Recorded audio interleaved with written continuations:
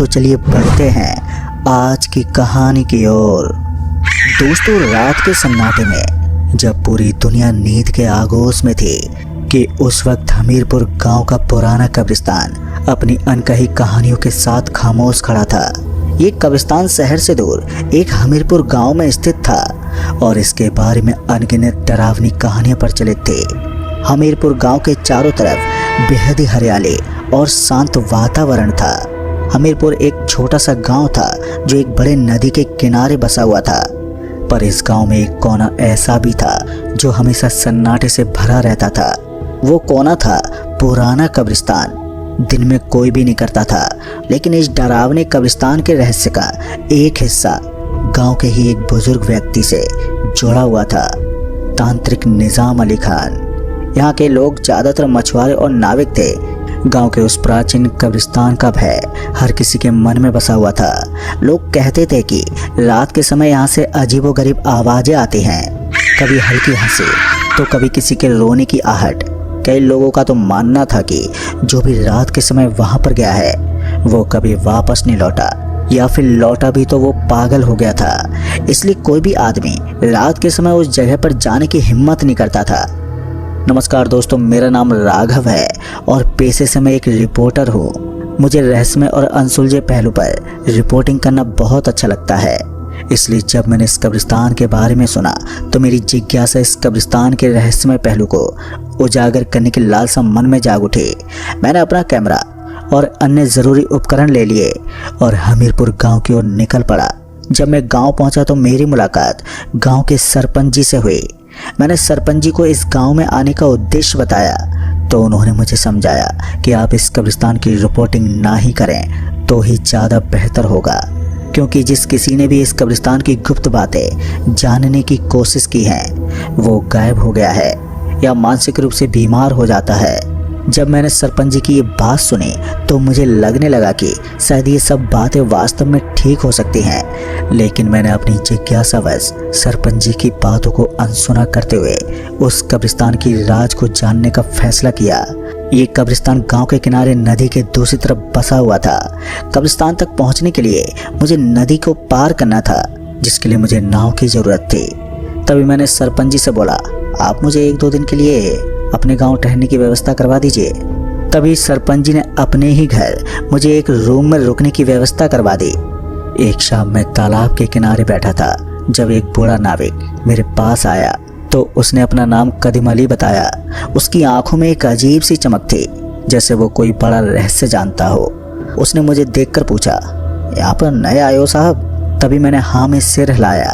तभी उसने मुस्कुराकर बोला, अगर तुम्हें असली गांव देखना है तो रात को मुझसे मिलो। मैं तुम्हें एक ऐसी कहानी सुनाना चाहता हूँ जो सिर्फ कुछ लोगों को ही मालूम है, और शायद तुम उसी कहानी की तलाश में यहाँ पर आए हो। उसकी ये बातें सुनकर मुझे हैरानी हुई कि आखिर एक अनजान नाविक मुझसे किस कहानी की बात कर रहा था। कहीं कोई मेरा जासूसी तो नहीं कर रहा है, क्योंकि मैं इस गांव के इस रहस्य कब्रिस्तान से पर्दा उठाने जा रहा था। इसी दुविधा में मैंने उससे अगली रात मिलने का वादा किया। रात को मैं उससे मिलने उसी नदी के घाट पर गया। कदीम अली पहले से ही अपनी नौका के पास बैठा था। उसने मुझे एक जलेबी और चाय दी और मुझसे कहने लगा, साहब आपको क्या जानना है हमारे इस हमीरपुर गांव के बारे में? आप खुलकर मुझे बताइए। तभी मैंने झटपट से कदीम अली से पूछा, नदी के दूसरे किनारे जो कब्रिस्तान है वो काफ़ी रहस्यमय है, क्या ये सच है? मेरी इस बात को सुनकर कदीम अली मुझसे कहने लगा, जी साहब, लेकिन आप वहाँ पर कभी रात के समय जाने गुस्ताखी मत करना, नहीं तो कुछ भी आपके साथ अनहोनी हो सकती है। जब मैंने कदीम अली की ये बात सुनी तो मेरी जिज्ञासा और भी ज़्यादा बढ़ने लगी कि आखिर क्या राज है इस कब्रिस्तान का, जिसके कारण यहाँ के गांव वाले दिल में खौफ बैठे हुए हैं। मैंने कदीम अली से इस कब्रिस्तान के बारे में पूछा तो इस पर कदीम अली एक रहस्यमय घटना के बारे में मुझे बताने लगा। उसने आगे मुझे बताया कि नूर बानो एक साधारण सी महिला जिसका जीवन गांव में अपने पति इब्राहिम और बेटी सिया के साथ शांति से बीत रहा था। उसका घर छोटा सा था, लेकिन उसमें अपार प्रेम और सुख था। लेकिन एक अजीब सी खालीपन की भावना उसे घेरने लगी थी, जैसे जीवन में कुछ और चाहिए, कुछ ऐसा जो उसे खुद से परे की दुनिया से जोड़ सके। गांव में एक पुरानी कहावत थी, जो काली शक्ति को पाकर अपनी इच्छाओं को पूरा करना चाहता है वो अपनी आत्मा की आत्महत्या करता है। लेकिन नूर बानो ने इस कहावत को कभी गंभीरता से लिया ही नहीं था। उसका मन तो बस इसी अनजान रहस्यमय शक्ति के बारे में सोचता रहता था। वो रातों को जागकर तंत्र मंत्र की शक्ति और अंधेरे के रहस्य के बारे में सोचा करती थी। एक दिन गांव के बाहर एक बूढ़े तांत्रिक जिसका नाम सुना हसन था, जो कई वर्षों से अंधेरी शक्तियों के रहस्य को समझता था। उसके बारे में कहा जाता था कि वो सिद्ध तांत्रिक और काली शक्ति के राज जानता है। नूर बानो ने सोचा, अगर मुझे काली शक्ति मिल जाए तो मैं अपनी हर इच्छा पूरी कर सकती हूँ। फिर उसने बिना किसी डर और पछतावे के तांत्रिक से मिलने का निर्णय किया। एक रात जब अंधेरा पूरी तरह से फैल चुका था तो नूर बानो ने उस तांत्रिक से मिलने का निर्णय किया। ये बूढ़ा तांत्रिक कब्रिस्तान के पास वाले जंगल में रहता था। नूर बानो जब तांत्रिक से मिलने उस जंगल में पहुंची तो उसने तांत्रिक की आंखों में एक अजीब सी चमक देखी। नूर बानो कुछ बोलती उससे पहले वो तांत्रिक बोला, तुम जो चाहती हो वो आसान नहीं है। काली शक्ति प्राप्त करने के लिए तुम्हें अपनी आत्मा को अंधेरे में डुबोना होगा।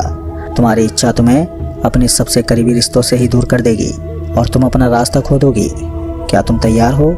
तभी नूर बानो ने बिना किसी झिझक के बोला, हाँ मैं तैयार हूँ। मुझे किसी और चीज़ की ज़रूरत नहीं, सिर्फ शक्ति चाहिए। तभी तांत्रिक ने उससे बोला, मध्य रात्रि का समय जब चंद्रमा की रोशनी फीकी पड़ जाती है तब ये तंत्र साधना का उचित समय होता है। इसके लिए तुम्हें अपनों की कुर्बानी भी देनी होगी। तभी नूर बानो ने बिना किसी विचार के बोला, मैं बलि दूंगी। हसन तांत्रिक ने नूर बानो से कहा, तुम कल आधी रात को कब्रिस्तान आ जाना। उसी कब्रिस्तान में मैं तुम्हें ये तंत्र विद्या प्रदान करूंगा। ये रात किसी भी साधारण रात से बहुत ही अलग थी। चंद्रमा की रोशनी ऐसी थी जैसे आकाश ने खुद को ओढ़ लिया हो और हवाओं में एक अजीब सी ठंडक थी, जैसे कि कुछ भयानक घटने वाला हो। नूर बानो ने तांत्रिक द्वारा दिए गए निर्देशों के अनुसार उसने रात के करीब 12 बजे, जब पूरा गांव नींद के आगोश में हो गया, तब नूर बानो ने कब्रिस्तान में जाकर तंत्र साधना करना प्रारंभ कर दिया। उसकी आंखों में एक अजीब सी जिज्ञासा और शक्ति का मिश्रण था। तांत्रिक के द्वारा बोले मंत्र उच्चारण करना शुरू कर दिया और जैसे जैसे मंत्र उसके होंठों से बाहर निकलते तो हवा में एक भयावह गूंज उठती थी। वो जानती थी कि उसे काली शक्ति प्राप्त करने के लिए अपने सबसे प्रिय लोगों की बलि देनी होगी। उसका दिल बहुत ही ज़्यादा डरा हुआ था, लेकिन उसकी लालसा ने उसे इतना अंधा बना दिया था कि वो नहीं देख पा रही थी कि वो अपनी आत्मा को कहाँ पर खो रही थी। एक दिन की बात है जब गांव में एक मेला लगा था। उस मेला में नूर बानो और उसकी प्यारी बेटी सिया मेला में घूम रहे थे कि तभी सिया की नज़र मेले में बेच रहे खिलौने वाले पर गई। सिया ने माँ से गुड्डा गुड़िया लेने की जिद करने लगी। जब नूर बानो ने खिलौने वाले से खिलौना खरीदना चाहा तो खिलौने वाले ने खिलौना देने से मना कर दिया, क्योंकि नूर बानो के पास खिलौना खरीदने के लिए रुपए कम थे। इसलिए सिया को बिना खिलौने दिलाए मेले से खाली हाथ लौट आई। नूर बानो ने देखा कि सिया की आंखों में आंसू की बाढ़ आई हुई है, लेकिन नूर बानो भी क्या करती, वक्त के आगे वो कमज़ोर थी। सिया को दिलासा दिलाती है कि मैं तुम्हें गुड़िया ज़रूर दिलाऊंगी, अभी तुम सो जाओ। फिर एक रात जब नूर बानो कब्रिस्तान में तंत्र साधना कर रही थी कि तभी उसके तांत्रिक गुरु ने उससे कहा कि अब वो समय आ गया है जिसका तुम्हें कई महीनों से इंतज़ार था, जब तुम ये तंत्र विद्या के द्वारा कोई भी काम करवा सकती हो। लेकिन इसके लिए तुम्हें सबसे करीबी जो तुम्हारे दिल में रहता हो उसकी कुर्बानी देनी है। क्या तुम दे सकती हो? नूर बानो ने तांत्रिक से कहा, मेरी बेटी और पति ही मेरा जीवन है, इनके बिना तो कुछ भी नहीं है। तभी तांत्रिक ने नूर बानो से बोला, इन दोनों में से किसी एक की कुर्बानी तो देनी ही होगी, नहीं तो ये साधना तुम्हारी अधूरी रह जाएगी। नूर बानो काफ़ी सोचने के बाद बोली, मैं अपनी प्यारी बेटी की बलि दे दूंगी।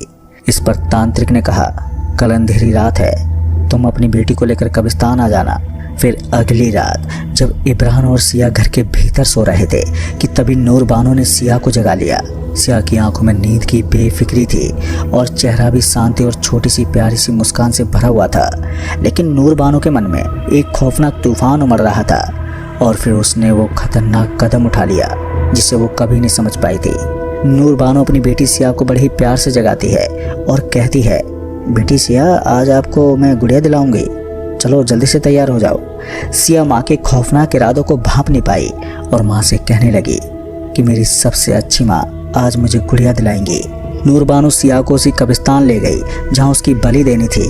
नूर बानो ने सिया से कहने लगी, सिया तुम्हें एक खेल खेलना होगा तभी तुम्हें ये खिलौना मिल सकता है। सिया ने माँ की बात मान ली।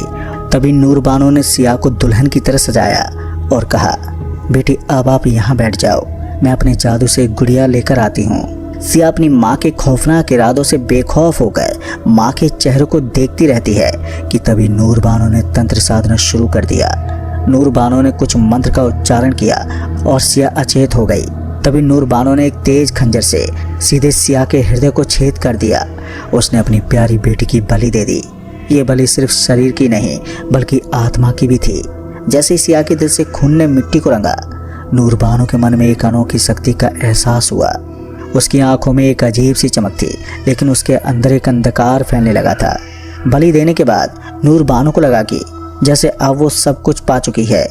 काली शक्ति ने उसे छू लिया था और उसने महसूस किया कि वो अब उस ताकत के अधीन हो गई थी जिसे कभी उसने केवल कल्पना की थी। नूर बानो ने एक कब्र खोदी और जल्दी से सिया को उस कब्र में दफना दिया और वो घर लौट आई। जब सुबह हुई तो इब्राहिम ने देखा कि सिया अपने बिस्तर पर नहीं है, तो वो सिया को ढूंढने लगा। उसने नूर बानो से पूछा, तुमने सिया को कहीं भेजा तो नहीं है, क्योंकि घर में नहीं मिल रही है वो। नूर बानो ने इब्राहिम को समझाया, हो सकता है वो किसी अपनी सहेली के पास गई हो, कुछ देर में आ जाएगी। सुबह से शाम हो गई पर सिया घर नहीं आई। अब इब्राहिम को लगने लगा सिया के साथ कुछ अनहोनी हो गई है। इब्राहिम ने पूरे गांव में सिया को ढूंढा, लेकिन सिया कहीं नहीं मिली। अपनी बेटी के गम में अब इब्राहिम की मानसिक हालत खराब हो गई थी। अब इब्राहिम एक पागल की तरह हरकत करने लगा। इस कब्रिस्तान के पास ही कलीम खान का घर था। कलीम खान गांव का एक सम्मानीय व्यक्ति था। उनकी उम्र लगभग 75 साल की थी, मगर शरीर में अभी भी गजब की फुर्ती थी। उनका पूरे गांव में काफ़ी रुतबा था, लेकिन उनकी एक रहस्यमयी आदत थी। वे अक्सर रात को कब्रिस्तान में चले जाते थे। उनकी आंखें ऐसी थी जैसे बरसों का कोई गहरा राज छुपा रखा हो। ये बात पूरे गांव में चर्चा का विषय बनी रहती थी। कुछ लोग कहते हैं कि वहाँ कुछ भूत प्रेत का साया है, तो कुछ मानते हैं कि कलीम खान किसी गुप्त शक्ति से जुड़े हैं। गांव वालों का कहना था कि उनका ये आदत तब से है जब वे छोटे थे। वे रात के अंधेरे में अपनी पुरानी लालटेन लेकर कब्रिस्तान की ओर निकल जाते हैं और सुबह ही लौटते हैं। जब उनके घर वाले गांव के कोई भी पूछते कि तुम वहाँ क्यों जाते हैं, तो कलीम खान बस मुस्कुरा देते और कोई जवाब नहीं देते, लेकिन उनकी आंखों में एक अजीब सा भय झलकता था, जैसे वो कुछ छुपा रहे हों। कलीम खान की इस आदत से गांव के लोगों को भय लगता था। गांव के कुछ लोगों ने दावा भी किया था कि उन्होंने कलीम खान को अंधेरे में किसी अदृश्य शक्ति से बातें करते देखा है। कुछ ने तो उन्हें कब्रों के पास मंत्र पढ़ते हुए सुना था। एक रात गांव के एक मौलवी ने हिम्मत करके कलीम खान का पीछा किया, लेकिन वो जैसे ही कब्रिस्तान के पास पहुंचा तो मौलवी ने कब्रिस्तान में बड़ी सावधानी पूर्वक कब्रिस्तान के एक कोने में कब्र के पास बैठकर कलीम खान पर अपनी नज़र गड़ाए देख रहा था कि तभी अचानक ही उसको लगा कि उसके पीछे से उसकी गर्दन किसी ने दबा दी है, जिस वजह से उसकी चीख निकल गई। वो अगले दिन गाँव में वापस तो आया, लेकिन वो मौलवी बोलने की हालत में नहीं था। केवल इशारों से ही वो बात करता था। उसकी आंखों में एक डर झलकता था। उसकी हालत दिनों दिन बिगड़ती गई और कुछ ही हफ्तों में उसकी रहस्यमय तरीके से मौत हो जाती है। दोस्तों, इस घटना ने पूरे गांव को डर के माहौल में बदल दिया था। तो दोस्तों, इस कहानी में बस इतना ही। कहानी आपको पसंद आई हो तो वीडियो को लाइक शेयर कमेंट जरूर कर दें।